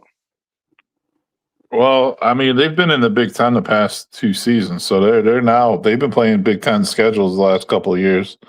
Yeah, the Big Ten schedule is soft too, though, Broski Bear. Come on, bro. I mean, Big Ten is the best conference in football, so I don't know if they're soft, then everyone's soft. Oh, EJ, he called you out, EJ. No, they are. Like the SEC had it for 20 years, but the Big Ten is back on top, baby, where they belong. No. I mean, you can't have the Big Ten won the national championship the last 3 years in a row with 3 different teams. Come on, like they're back on top, dude. They're back on top. They're definitely back on top. Indiana stomping mud holes in Alabama. Come on, you only got 3 damn teams. What are we talking about? That wasn't even a game, dude. Indiana versus Bama. Come on. Okay, great. Not even a close. Not even that's how much better the Big Ten is than the SEC now. We're gonna see. Put a Big Ten team in the SEC and let them play there for 5 years. See what happens. Yeah, I mean, I respect both conferences actually because, I mean, you got to look at it. What really separates those 2 conferences from like the scrubby ACC or the Big 12? It's the big boys. It's the big boys in the trenches. Honestly, man, like. You know what I mean? Like you'll get some good skill position players in the ACC and Big 12, but guess what? They don't have them trenches. They don't have those big boys in the trenches. Broski, we can send Mississippi State or Vanderbilt or whoever to go play one of y'all teams, and they go Ohio State, and they gonna give you head. Aren't the Gophers in the Big Ten? Hell yeah. They gonna give you head. The Gophers might be the worst team in the Big Ten, though. I mean, guys, all I gotta say is Indiana just won the national championship. Like, come on, come on. That's basically like Vanderbilt winning the national championship. Like, come on, Indiana, come on. What are we talking about? I got hit by a car too before when I was a kid. So anyway, Oregon, man, they do put out some good. You know what? They've been putting out a lot of good O linemen because they were actually one of those West Coast teams, one of those old Pac-10 teams that actually decided to start like focusing on the trenches and building up their O&D lines, especially their O line. So they always have these crazy like Polynesian dudes playing on the O line and D line and stuff. Yeah. Hey, I like Sadiq, dog. No cap. I like Kenyon Sadiq, Holmes. Was that a dog? I'd rather take the dude. Yeah, I got a dog. I'd rather take the dude over Vanderbilt than him. I mean, I'm gonna tell you what. I've been watching Oregon and this team, and it's like I never even heard that Sadiq was a special player until the combine. Like I've watched this guy 2 years in school, never knew anything about him because he didn't jump off the screen. He never did anything great. What the hell was you watching? You wasn't watching him? That motherfucker jump off the screen left and right. He didn't show up in Penn State, man. That motherfucker jump Oh, off we the got screen. so we got EJ defending Kenyon Sadiq, and we got Broski saying he's an average bear. Hey, Caden Proctor, baby. Caden Proctor, baby. I'm telling you, the dude from Vanderbilt is a dog. Nah. You know what I'm doing? If I'm the Vikings, I'm trading up for the running back. I don't give a shit. I would say KOC, go screw yourself. I'm trading up for the running back. What? No, Tech. No, Tech. Boo, Tech. I'm getting KOC out of there. And I'm running the damn football, bro. Bro, you can't draft a running back at 18. I mean, I don't know, man. The Lions did. I mean, maybe he could be like. Here's the thing: he didn't really have the production like that in college. It's like I watch a guy like Tyler Warren at Penn State have over 1,000 yards receiving as a tight end. You see a guy like Bowers a couple of years ago in Georgia just killing it. Man, Sadiq's not on that level of those two guys. Not even close.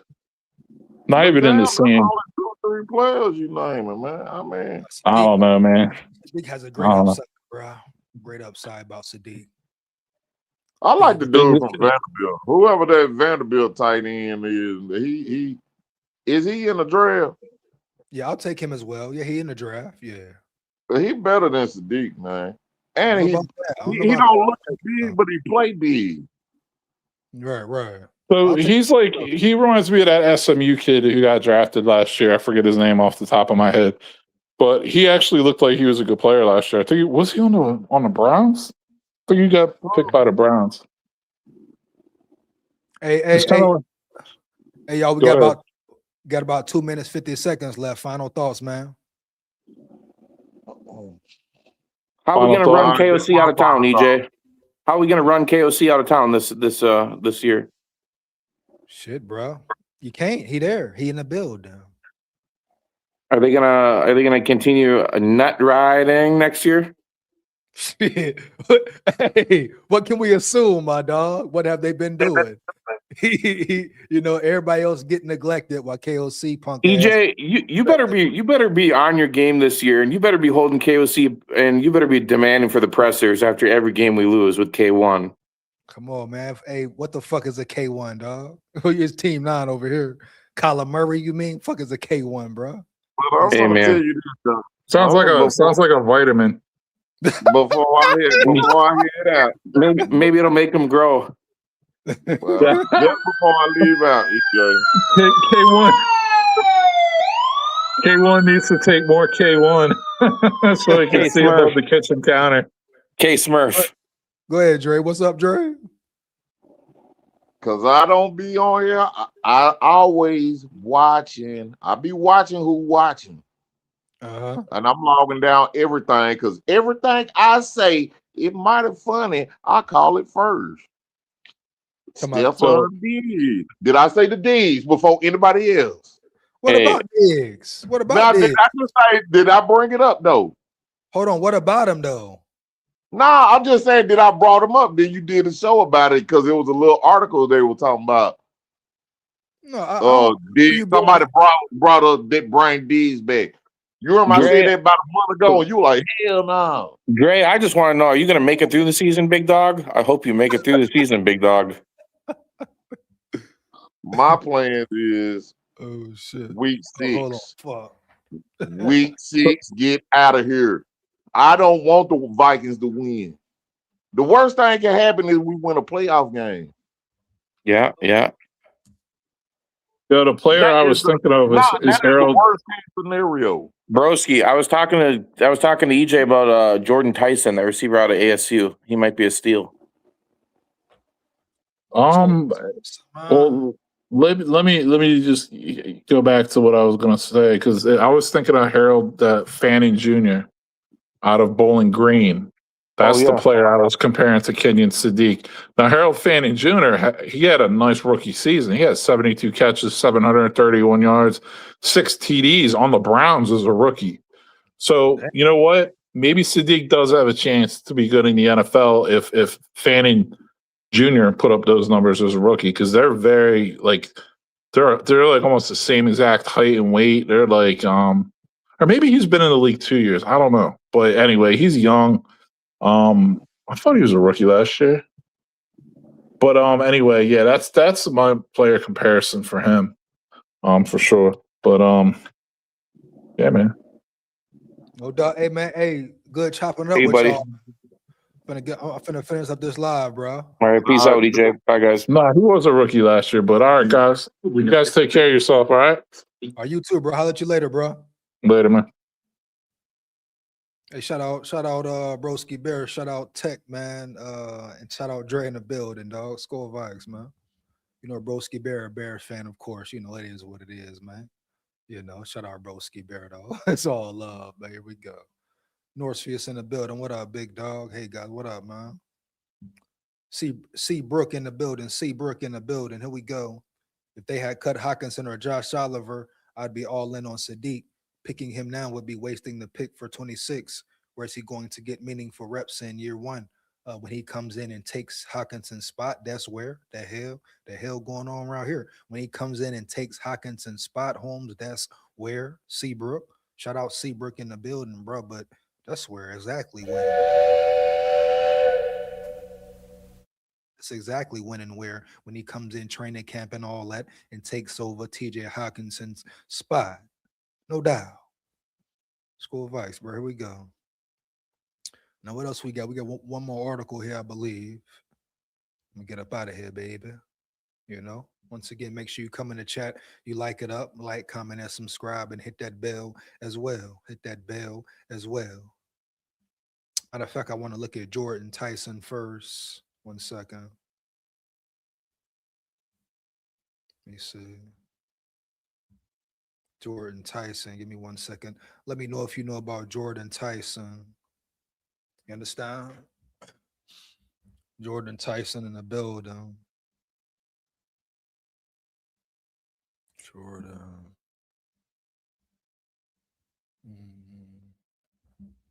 Let me see here.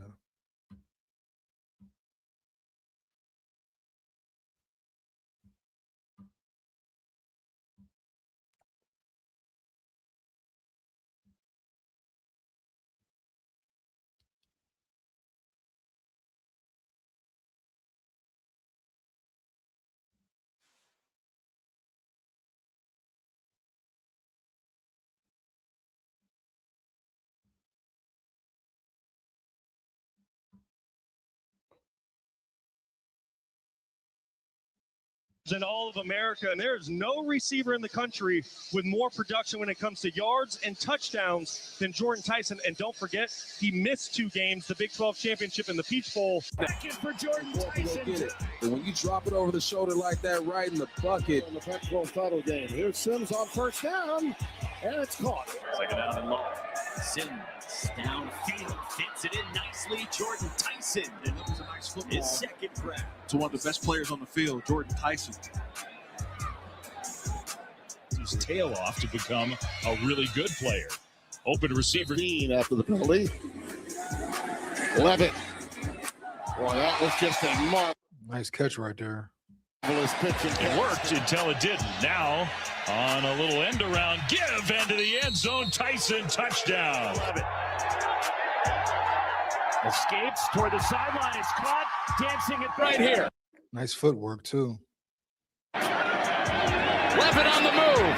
Levitt throws. It's caught by Tyson. In open space. Tyson reverses. Out of the pistol, play fake. Going vertical. Tyson the target. Oh, a contested catch through two. Wow. Hold up, bro. Hold up. Wow. Hold up. Here we go. Making some noise now. Here we go. It's caught by Tyson. In open space. Tyson reverses. Out of the pistol, play fake. Going vertical. Tyson the target. Oh, a contested catch through two. College football gets the night started into Levitt. Throws, coming across. It's caught out near the 30. Jordan Tyson is one. Tyson into the back of the end zone. Outstanding job. Slant to the man, Jordan Tyson, right at the line to make for a first down. Stretch the field type. Man, could be a real dog type. Gritty. You know what I'm saying? Early, man.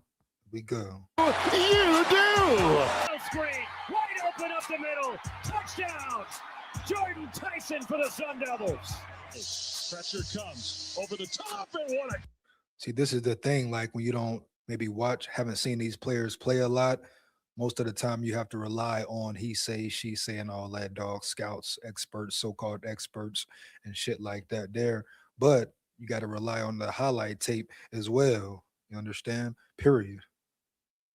But definitely some areas of his game jump off the screen for sure. Catch. Tyson went up and snatched it. Stepping back. Hit as he throws. Levitt to the outside. And there should be a flag for pass interference. I don't see a flag.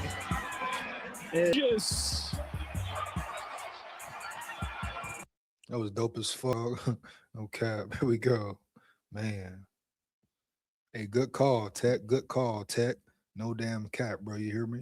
For real. Here we go. SKOL VIKES. Pressure comes. Sims has the one-on-one for Tyson. Down the sideline and welcome back. Jordan Tyson against his former school. A big gainer into plus territory. Yeah, this is what I It's expect. caught. It's Tyson. Why are we not surprised? play fake. Levitt rolling, throwing, caught, and touchdown. Levitt, low snap. He throws left. Caught, spinning, breaking a tackle. Jordan Tyson down the left sideline. Out of bounds inside the 20. First down. Levitt throws a laser. It's caught. It's Tyson. It's touchdown.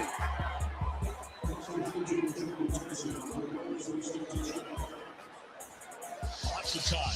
Levitt will throw. He's got a man wide open. Caught for a first down. And Third down and goal. Levitt, wide open Tyson. Arizona State catches in. Here, Levitt is going to throw on the move, and he zings one in there to Tyson. Who has been fantastic in calling offenses, and there's Jordan Tyson. Dude's very shifty, very nifty, man. But you know, slight power to him as well. Definitely a playmaker. Ball in the air, he goes up and get it. I mean, damn, bro. Some nice plays being made for sure. Once again, shout out Tech for the shout out for Jordan Tyson. Here we go. We know the Vikings need a true three. Here we go, bro. SKOL VIKES. Oh, yeah. Well organized. That's Tyson. Why not? Field now for Sam Levitt. Swings it out to Jordan Tyson. Get him the ball as best you can, as many times as you can.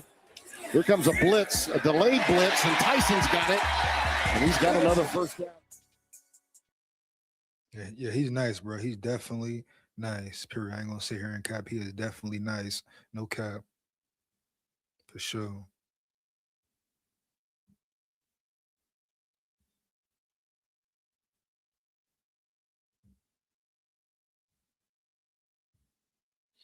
Tunes. Most of the players just don't fit in O'Connell offense. Many of them left because O'Connell will only use them on the bench. You wow, Hu Yang. You rang, Hu Yang. You rang, baby. You hear me? Heavy. Mick McConkey in the building. My dog Mick McConkey in the building. What up, Holmes? Heavy. Here we go. SKOL VIKES.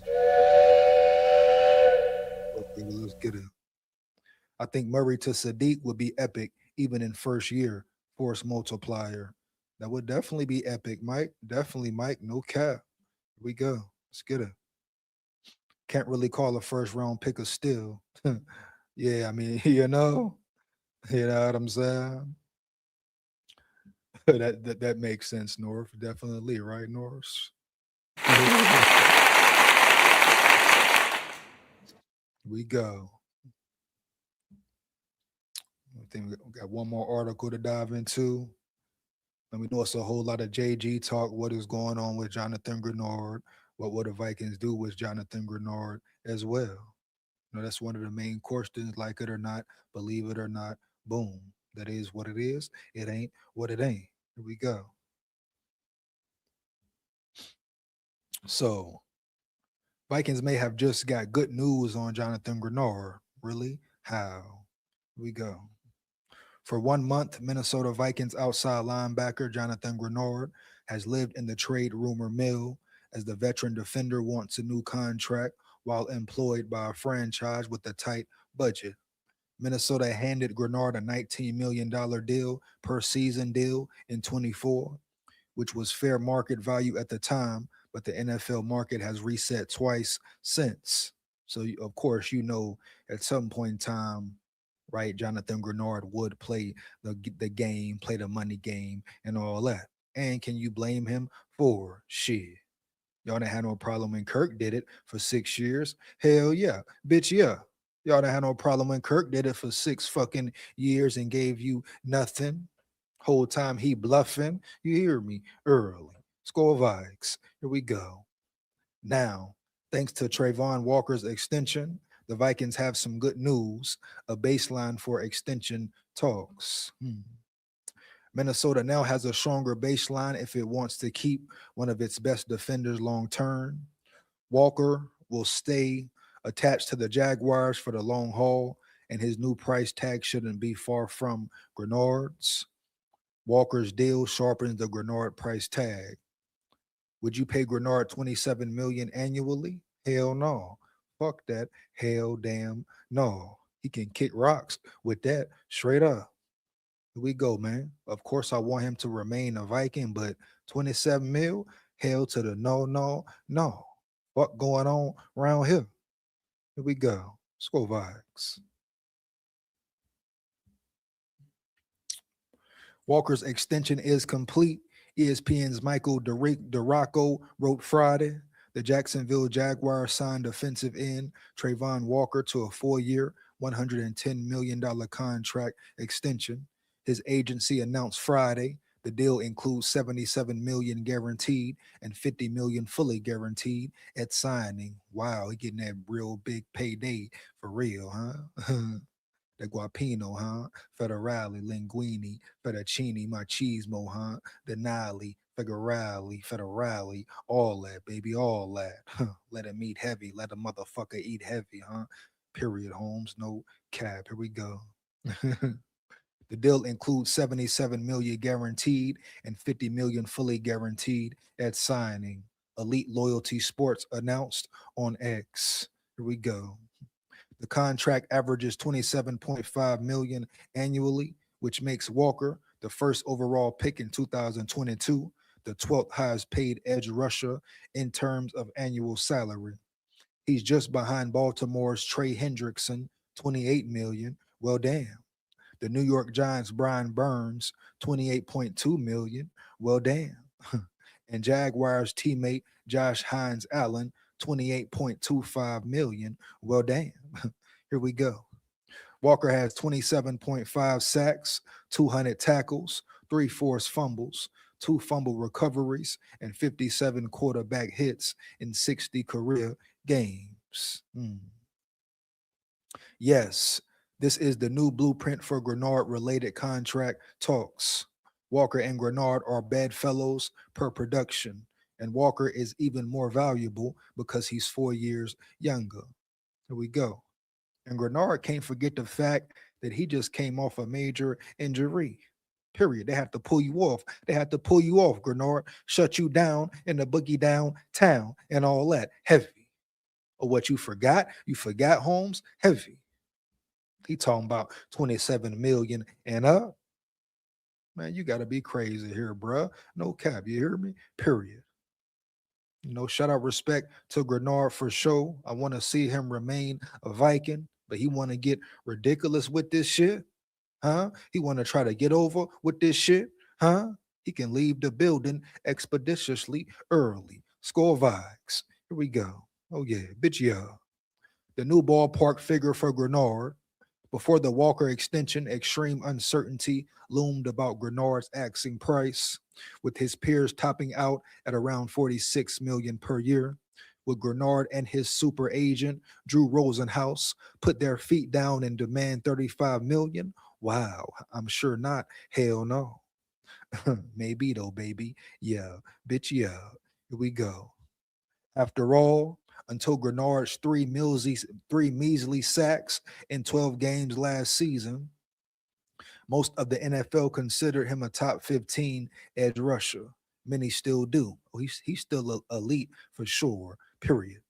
Fuck a top 15, fuck it, top 10 with a grin. Here we go. It's why trade rumors involving his service are so plentiful, with clubs like the Philadelphia Eagles and Indianapolis Colts reportedly inquiring about his availability. The Walker extension, though, brings the conversation back to earth. If he could not top 30 million and has age on his side, unlike Grenard, well, Grenard might have a tough time asking for 35 million or anything over 30 mil. And we talking about Walker here. Shit. They said Walker, what, 4 years younger? Yeah, Grenard is still playing great football, but Walker is still, what, 4 years younger. So you get more out of him in the long haul. He's healthy as well, right? Right. So boom. Grenard didn't finish the season strong, period. So we can't get ridiculous with it. Why? Well, Grenard will need a statement season in 2026, proving to onlookers that the 3-sack output was just a bizarre outlier. A dude who logs 3 sacks is not worth 30 million, no matter how many quarterback pressures he logs on Sundays. Yeah, JG, you tripping, Holmes. 30 mil? Hell no. Here we go. The NFL's edge pecking order.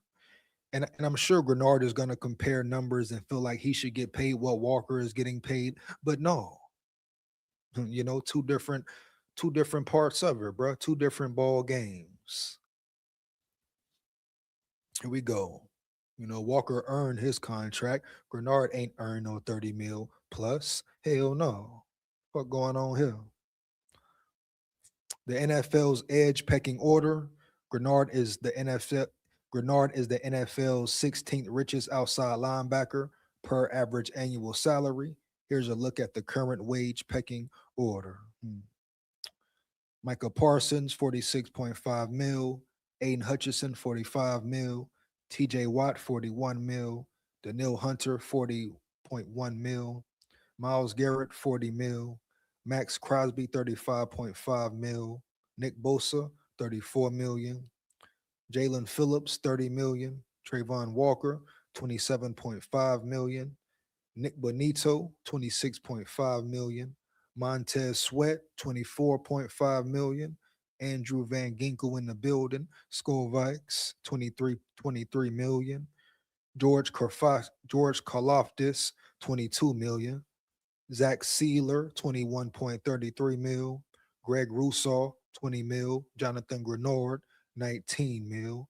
And Khalil Mack, 18 mil. So shit, bro.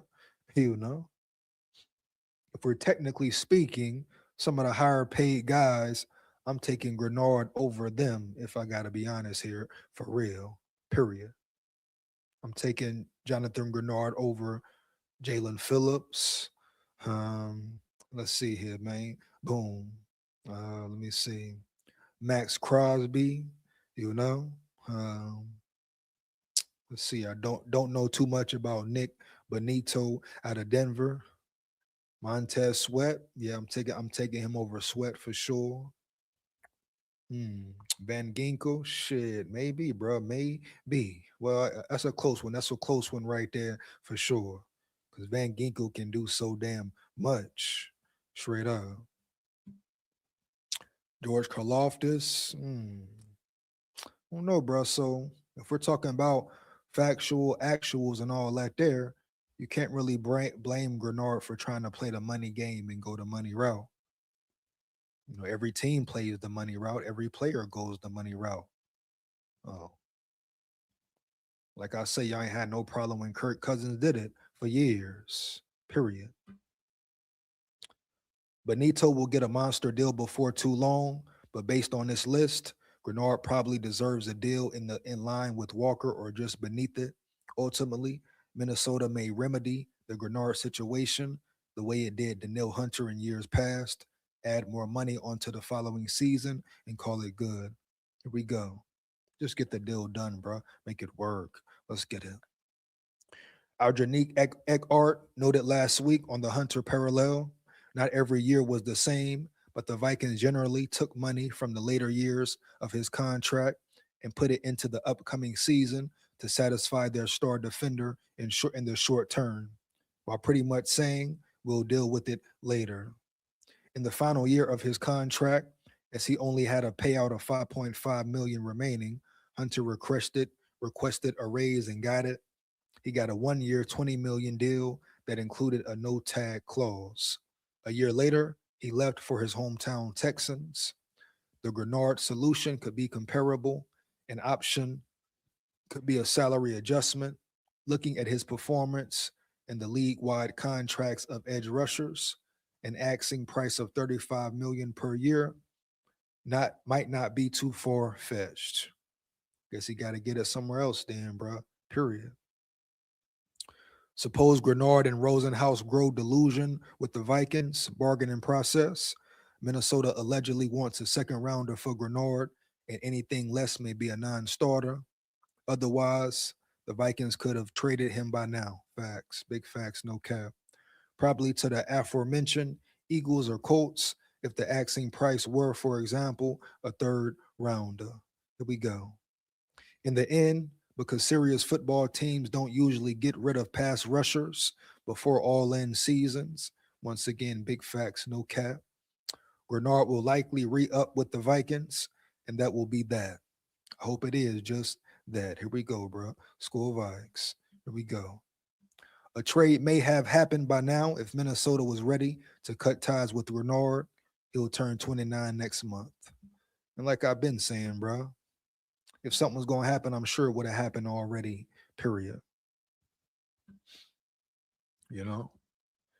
Whether they're working hard to get the deal done behind the scenes, whatever. If he was going to be gone, I feel like he would have been gone by now, period.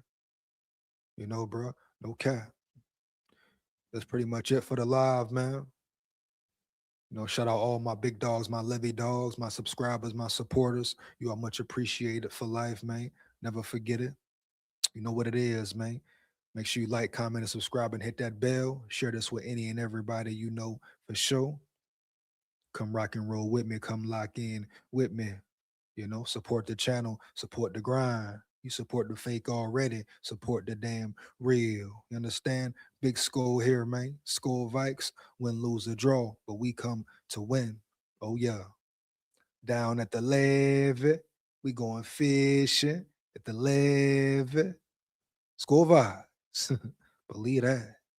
We run the north. Yeah.